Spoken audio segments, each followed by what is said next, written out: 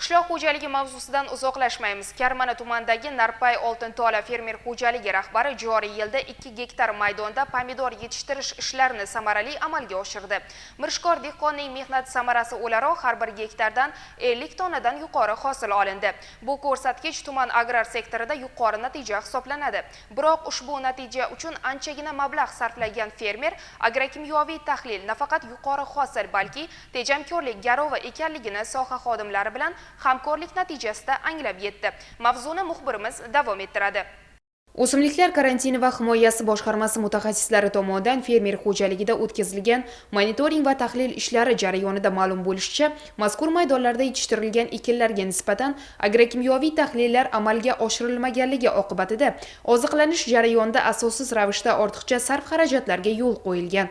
Xususan, mineral o'g'itlar va biopreparatlar miqdori hisob-kitobsiz qo'llanganligi natijasida fermer xo'jaligi tomonidan taxminan 20 million so'm miqdorida ortiqcha mablag' sarflangan aniqlandi. O'simliklar karantini va himoyasi boshqarmasi bosh mutaxassislari bu holatni tahlil qilar ekan, agrokimyoviy tahlilning ahamiyatini yana bir bor amaliy jihatdan isbotlab berdilar. Ular tomonidan fermerga kelgusi yilda barcha sabzavot yetishtiriladigan maydonlarda tuproqning tarkibiy holatini chuqur o'rganish, undagi azot, fosfor, kaliy hamda organik moddalar miqdorini aniqlash bo'yicha aniq tavsiyalar berildi. Shu maqsadda Narpay Oltintola fermer xo'jaligi rahbari agrokimyoviy tahlil markaziga murojaat qildi. Markaz laboratoriyasi mutaxassislari hamda o'simliklar karantini va himoyasi boshqarmasi xodimlari hamkorligida tuproq namunalarini olib, ularni zamonaviy usullarda tahlil qilishni boshladilar.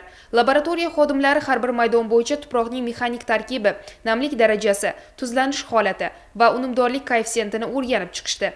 Olingan ma'lumotlar asosida har bir gektar uchun alohida agrotexnik tavsiyalar ishlab chiqildi. Asosiy maqsadimiz yerni unumdorligini yaxshilash, unumdorligi past bo'lgan yerlarga o'zimiz tavsiyamiz asosida o'sha mineral o'g'itlarni kiritishni tavsiya etish. Hozir biz Navoiy viloyati Karmana tumani Narpay hududi. Bu yerda asosiy maqsadimiz shu yerdan tuproq namunalarini olish va uni laboratoriya tahlillarida o'tkazishdan iborat. Laboratoriya tahlillari asosan makro mikro elementlarni tekshirish, keyin ularga xaritanomalar ishlab berish, o'sha yerga qancha miqdorda mineral o'g'it kiritishni tavsiyalar berishdan iborat. Fermer xo'jaligiga tavsiya berganimiz avval tuproq namunalarini xulosalaridan kelib chiqib, tuproqlar tarkibida harakatchan fosfor, almasuvchan kaliy va chirindi miqdorlari kam ekanligi aniqlandi. Ularda belgilangan xaritanomalarda aks ettirildi. Holatlarni yaxshilash maqsadida mineral o'g'itlarni qancha miqdorda kiritishni tavsiya berdik fermer xo'jaligiga. O'simliklar karantini va himoyasi boshqarmasi bosh mutaxassisi va laboratoriya xodimlarining yaqindan hamkorlikda ishlashi natijasida fermerga tuproqning xususiyatlariga mos ravishda o'g'itlash, sug'orish va himoyalash choralarini belgilash bo'yicha ilmiy asoslangan tavsiyalar berildi. Bundan ko'zlanilayotgan asosiy maqsad fermer xo'jaliklarining rahbarlari tomonidan asossiz me'yordan ortiq mineral o'g'itlarni berish natijasida tuproqlarimizni ishdan chiqishiga, hosildorlik kamayishiga, tuproqlarimizda og'ir metall tuzlari va nitrat qoldiqlarini saqlanib qolishini oldini olish uchun bir muhim amal bo'lib xizmat qiladi. Sababi me'yoridan ortiq mineral o'g'itni ishlatsak, biz yerimiz undanda ko'proq hosil beradi. Aslida unaqa emas. Hosildorlikni keskin tushib ketishiga ham sabab bo'lishi mumkin.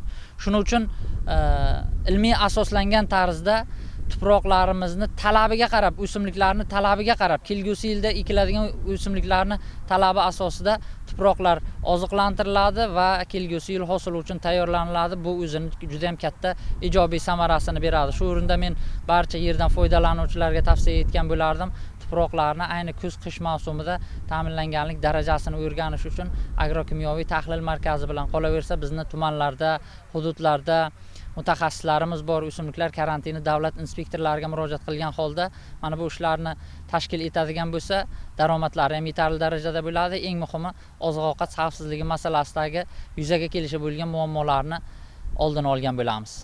Mirishkor dehqon kelgusi mavsumda ushbu tavsiyalarga to'liq amal qilgan holda nafaqat yuqori hosil olish, balki xarajatlarni keskin qisqartirishni ham rejalashtirmoqda.